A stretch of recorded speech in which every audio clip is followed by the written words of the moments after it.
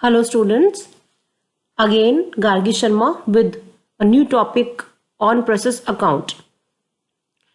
In last PPT, I have discussed the basic of process account. Now, I will discuss the preparation of process account in different situations. Part 1. Different situations के अंदर अगर मैं बोलूं तो बहुत सारी situations आती हैं प्रोसेस अकाउंट के अंदर.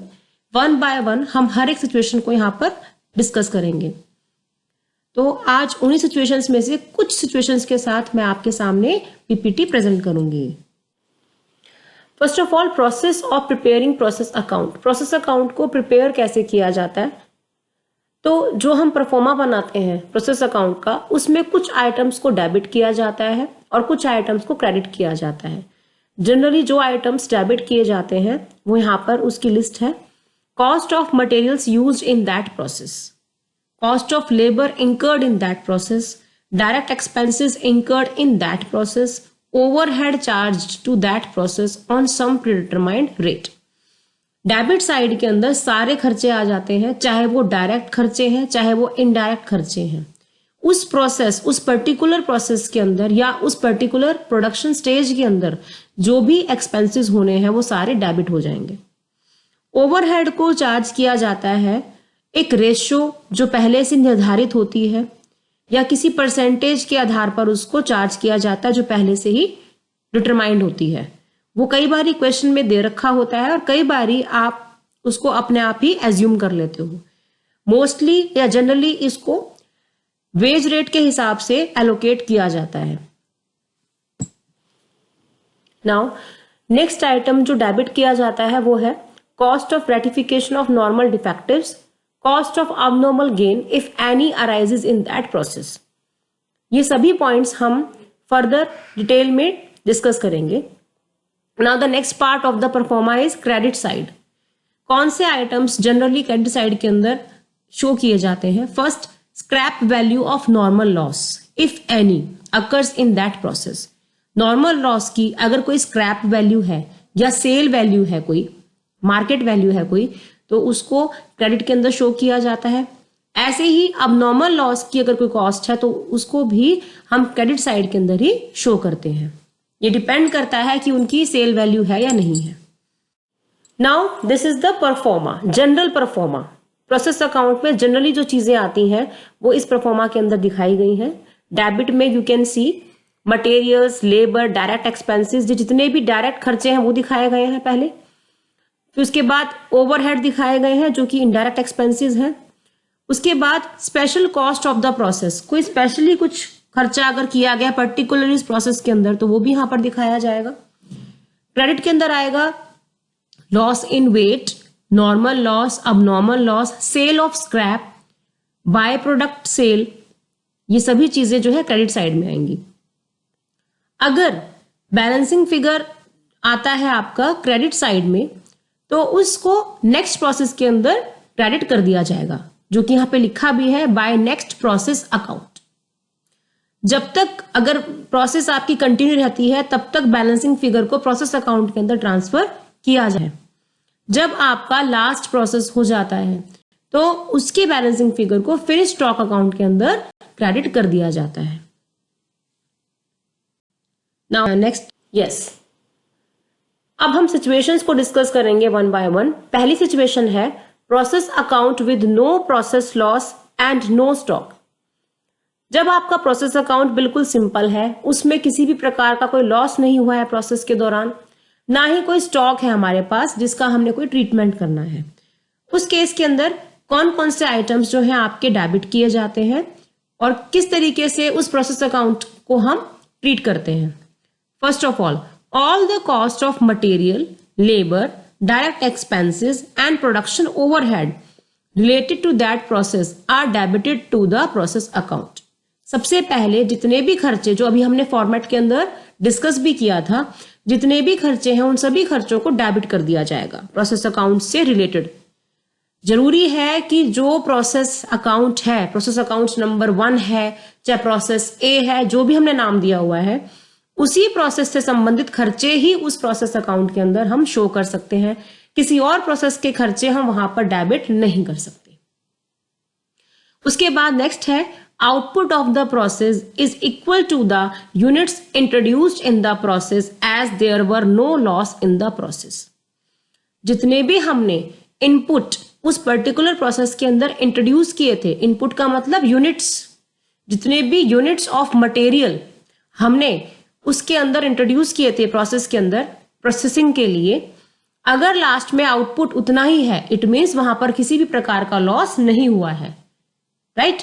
तो ऐसा प्रोसेस अकाउंट जहां पर किसी भी प्रकार का लॉस नहीं हुआ है, ना लॉस इन वेट हुआ है, ना कोई नॉर्मल लॉस है, ना कोई अबनॉर्मल लॉस है, ना कोई गेन हुआ है, ना कोई स्टॉक है, तो उस केस के अंदर हमेशा इनपुट की जो यूनिट्स होती हैं वो आउटपुट की यूनिट्स के बराबर होती है, क्योंकि कोई भी यूनिट जो है वो लॉस नहीं हुई है। उसके बाद नेक्स्ट आता है total cost of the process. अब लास्ट में जो बैलेंसिंग फिगर आएगा प्रोसेस का, उस टोटल कॉस्ट को ट्रांसफर कर दिया जाएगा नेक्स्ट प्रोसेस के अंदर। करंट प्रोसेस अकाउंट जो है उसका जो आउटपुट होगा या फिनिश्ड प्रोडक्ट जो होगा वो नेक्स्ट प्रोसेस के लिए रॉ मटेरियल बन जाता है। ये मैंने आपको लास्ट पीपीटी के अंदर भी बताया था कि एक प्रोसेस का जो फिनिश्ड प्रोडक्ट होता है वो या आउटपुट होता है वो अगली प्रोसेस का रॉ मटेरियल या फिर इनपुट बन जाता है। इसी तरीके से फर्दर एक प्रोसेस का आउटपुट अगली प्रोसेस का इनपुट बनता जाता है, जब तक कि लास्ट स्टेज ना आ जाए। तब तक लास्ट स्टेज आ जाता है तो जो लास्ट में आउटपुट होता है उसको हम फिनिश स्टॉक अकाउंट के अंदर ट्रांसफर कर देते हैं। Now the situation is loss in weight and sale of scrap. इससे पहले वाली सिचुएशन के अंदर हमने जो हेडिंग दी थी वो ये दी थी कि हम सिंपल प्रोसेस अकाउंट की बात कर रहे हैं जहां पर किसी भी प्रकार का लॉस नहीं हुआ है, ना ही कोई सेल ऑफ स्क्रैप हुआ है। यहां पर लॉस इन वेट हुआ है और सेल ऑफ स्क्रैप की भी बात आई है। तो यहां पर किस तरीके से ट्रीट किया जाएगा प्रोसेस अकाउंट को? There can be loss in weight of input of material due to evaporation of chemicals, spirit, alcohol. कई बारी जो मटेरियल हम अपने प्रोडक्शन के लिए यूज करते हैं वो इस प्रकार का होता है कि उसके वेट के अंदर अपने आप ही कमी आ जाती है, किसी भी कारण से, इवेपोरेशन की वजह से ज्यादातर होता है। कोई केमिकल ऐसा है जो इवेपोरेट हो जाता है, कोई स्पिरिट का यूज हुआ है उसके अंदर, या अल्कोहल। तो इवेपोरेशन की वजह से कई बारी लॉस इन वेट हो जाता है, यानी कि हमारा इनपुट जो है प्रोसेसिंग के दौरान कम हो जाता है, उसका वेट कम हो जाता है, तो उसका फर्क हमारे आउटपुट पर जरूर पड़ता है। There can be weight loss due to nature of operation, यानी कि जो हम प्रोडक्शन के अंदर ऑपरेशन यूज कर रहे हैं उसका जो नेचर है उसकी वजह से ये वेट लॉस हो सकता है। कई बारी प्रोडक्शन की एक्टिविटीज ऐसी होती हैं, जैसे कटिंग हो गई, आप वुड कटिंग कर रहे हो फर्नीचर बनाने के लिए, तो बहुत सारी आपकी वुड वेस्ट होती है, तो वो भी एक तरह से लॉस होता है। ड्रिलिंग कर रहे होते हो कई बारी लोहे की चीजों के अंदर या किसी और मेटल के अंदर बोरिंग कर रहे होते हो, तो उसकी वजह से भी वेट लॉस होता है। वेट लॉस आपका नेचुरल होता है, जो मैंने इवेपोरेशन की बात की। वेट लॉस जो होता है कई बारी ऑपरेशन की वजह से होता है, कि टाइप ऑफ ऑपरेशन कैसा है, काम करने का तरीका क्या है। वेट लॉस जो होता है हमारा वो स्क्रैप होता है। अगर हम सिंपल एक बात करें कि वेट लॉस क्या होता है, वेट लॉस हमारा स्क्रैप होता है। मान लीजिए लोहे का बुरादा बहुत सारे इकट्ठा हो गया, लकड़ी का बुरादा बहुत सारे इकट्ठा हो गया, वो हमारा स्क्रैप है। This loss is shown in the credit of the process account. इस वाले लॉस को हम प्रोसेस अकाउंट के क्रेडिट के अंदर शो करते हैं। जब स्क्रैप को बेचा जाता है तो उसकी एक सेल वैल्यू होती है, उसे भी क्रेडिट साइड पर ही शो किया जाता है। अब आप यहां पर देख सकते हैं, एक मैंने क्वेश्चन लिया है अपनी इस बात को और अच्छे से समझाने के लिए, जहां पर सिचुएशन हमें दे रखी है क्वेश्चन में, process account with no sale, no loss और गेन एडजस्टमेंट। ये एक प्रोसेस अकाउंट है सिंपल वाला, जहां पर किसी भी प्रकार की सेल ऑफ स्क्रैप नहीं हुई है, जहां पर किसी भी प्रकार का लॉस नहीं है, ना कोई गेन है। एक सिंपल प्रोसेस अकाउंट का अगर क्वेश्चन आपके सामने आता है तो आप किस तरीके से करेंगे उसकी हम बात करेंगे। यहां पर एक प्रोडक्ट है जो 3 प्रोसेस से होकर गुजरेगा, ABC। 500 यूनिट जो है प्रोड्यूस की गई है। एक इंफॉर्मेशन हमें दी हुई है प्रोसेस A की, B की और C की। सबसे पहले हम बनाएंगे process A account. Process A account से रिलेटेड जो भी खर्चा है, मटेरियल, लेबर, डायरेक्ट एक्सपेंसेस, वो सभी हम यहाँ पर डेबिट में दिखा देंगे, जो हमने दिखा भी रखे हैं। मटेरियल हमने दिखाया हुआ है यहाँ पे 10,000, वैल्यू दी हुई है, लेबर की वैल्यू दी हुई है 6,000 रुपीज में है ये वैल्यू, और डायरेक्ट एक्सपेंसेस की जो कॉस्ट दी हुई है वो हमें दे रखी है 4,000 रुपए। इनकी कॉस्ट पर यूनिट निकाली हुई है, यहां पर 500 यूनिट हमारा दिया हुआ है यहां पे, उससे डिवाइड कर यहां पर यूनिट कॉस्ट भी निकाली हुई है। ओवरहेड जो है उसके लिए हमें यहां पर दिया हुआ है एलोकेशन का एक बेस दिया हुआ है जो कि है 150% ऑफ लेबर। लेबर का 150% हमें यहां पर ओवरहेड लेना है, जो कि क्वेश्चन के अंदर मेंशन है, क्योंकि हमें ओवरहेड इकट्ठा दिया हुआ है तीनों प्रोसेस का। हमने तीनों प्रोसेस को एलोकेट करना है ओवरहेड। प्रोसेस 1 में लेबर है 6,000, 6,000 का 150% जो है हमारा है ओवरहेड। हमने यहां पर निकाल दिया 150% ऑफ वेजेस, जो कि आया 9,000। इसका जो बैलेंसिंग फिगर था वो हमने ट्रांसफर कर दिया नेक्स्ट प्रोसेस में। जो भी बैलेंसिंग फिगर था वो इसका आउटपुट था, तो output transfer to the process B, next process पे हमने ट्रांसफर कर दिया। प्रोसेस बी हमारी लास्ट प्रोसेस नहीं है, इसके बाद एक और भी प्रोसेस है। सबसे पहले हम जाएंगे प्रोसेस बी पर, कि जो प्रोसेस वाई है उसका जो बाय प्रोडक्ट है वो 600 रुपए में बेचा गया है, तो इसकी सेल हम क्रेडिट के अंदर हमेशा शो करते हैं। के अंदर हम बाय प्रोडक्ट की सेल दिखा देंगे, by sale of by product 600 रुपए। अब जो इसका बैलेंसिंग फिगर बचेगा उसको हम डाल देंगे नेक्स्ट प्रोसेस में, by process Z account. Output transfer हो गया नेक्स्ट प्रोसेस में। अब लास्ट प्रोसेस है प्रोसेस जेड अकाउंट। सबसे पहले इसके अंदर डेबिट कर दिया जाएगा पिछले प्रोसेस का बैलेंसिंग फिगर, जो कि हमने प्रोसेस जेड अकाउंट के अंदर ट्रांसफर किया था टू प्रोसेस वाई। उसके बाद मटेरियल, लेबर एक्सपेंसेस और अगेन इनडायरेक्ट एक्सपेंसेस को जेड की रेशियो के अंदर डिवाइड एलोकेट कर दिया जाएगा। अब हमें पीछे क्वेश्चन के अंदर दे रखा था कि जो रेसिड्यू है प्रोसेस जेड के अंदर, जो रेसिड्यू बचा था, जो स्क्रैप बचा था, उसकी सेल की गई है 400 रुपए में, तो उसकी सेल को भी हम यहां पर क्रेडिट साइड में दिखाएंगे। अब प्रोसेस जेड क्योंकि लास्ट प्रोसेस है, इससे अगली कोई और प्रोसेस है नहीं, तो अब इसके बैलेंसिंग फिगर को फिनिश स्टॉक अकाउंट के अंदर ट्रांसफर कर दिया जाएगा। यह हमारा क्वेश्चन था जहां पर हमने बाय प्रोडक्ट की सेल को देखा कैसे ट्रीट करना है और स्क्रैप की सेल को कैसे ट्रीट करना है। दोनों ही सेल हम क्रेडिट साइड में दिखाते हैं। आई होप ये दोनों क्वेश्चन आपको समझ में आ गए होंगे। इससे पहले वाला जो सिंपल था और ये वाला जिसके अंदर एक छोटी सी एडजस्टमेंट को दिखाया गया था। Now the next, treatment of normal loss in process account. आज हम थ्योरेटिकल फॉर्म में समझेंगे कि जो नॉर्मल लॉस होता है प्रोसेस अकाउंट के अंदर उसकी ट्रीटमेंट कैसे होती है। There are 2 types of material loss during the production. 2 तरह के मटेरियल लॉस होते हैं प्रोडक्शन के दौरान।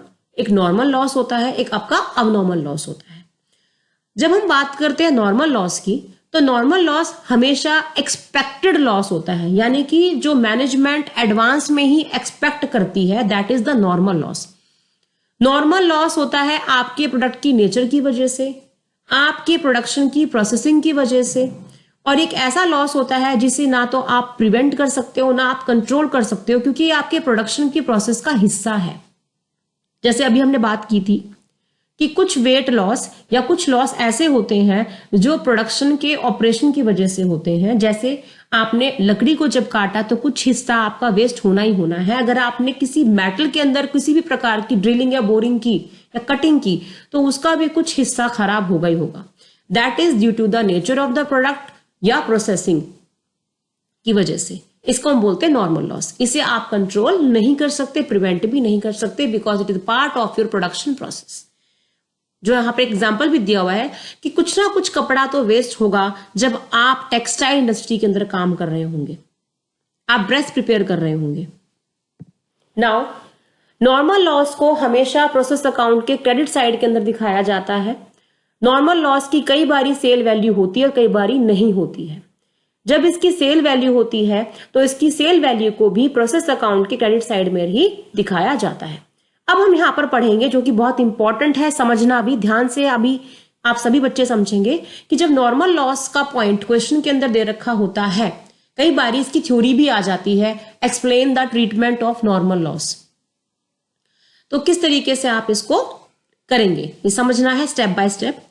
फॉर एग्जाम्पल, आपके पास प्रोडक्शन के लिए जो यूनिट्स हैं वो 2000 यूनिट है, जिसको हम इनपुट बोलते हैं। प्रोडक्शन के लिए जिस भी मटेरियल को या रॉ मटेरियल को जब इस्तेमाल किया जाता है उनके यूनिट्स को हमेशा इनपुट नाम से हम डिनोट करते हैं।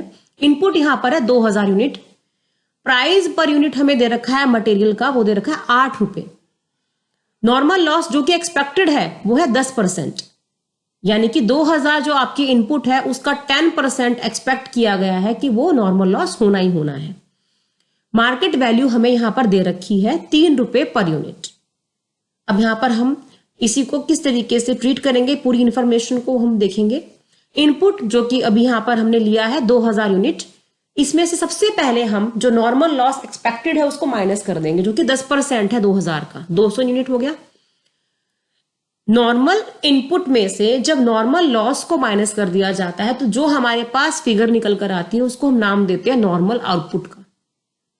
यानी कि जो हमने इनपुट डाला 2000 यूनिट, उसमें से जो 10% लॉस हो गया उसको हटाने के बाद जो बचेगा that is the normal output, जो कि बचा 1800 यूनिट।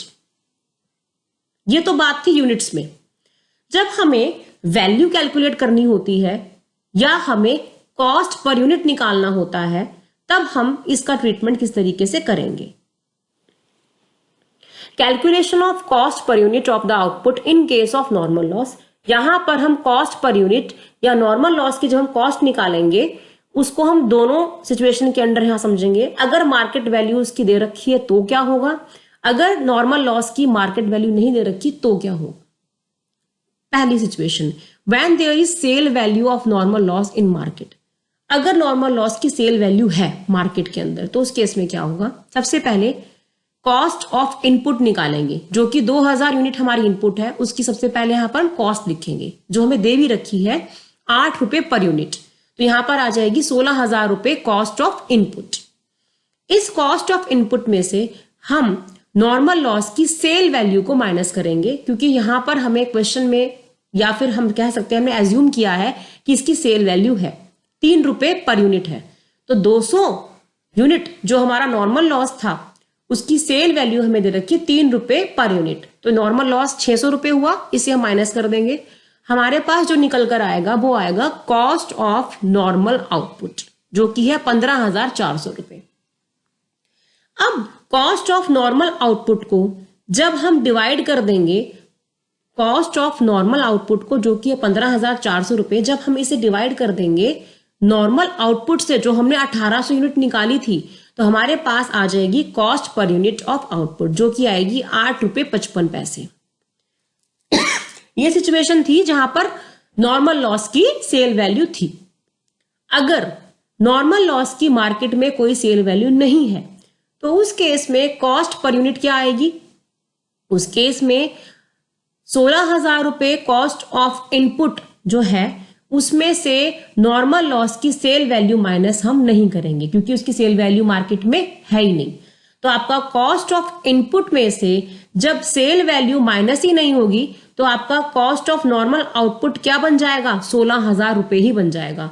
उन 16,000 रुपए को हम डिवाइड कर देंगे हमारे नॉर्मल आउटपुट से, जो कि है 1800 यूनिट, और हमारा जो कॉस्ट पर यूनिट निकल कर आएगा वो आएगा 8 रुपए 88 पैसे।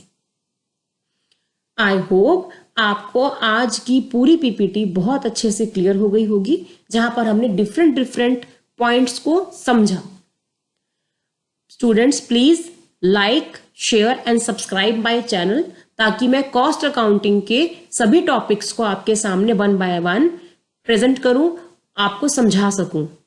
Thank you so much.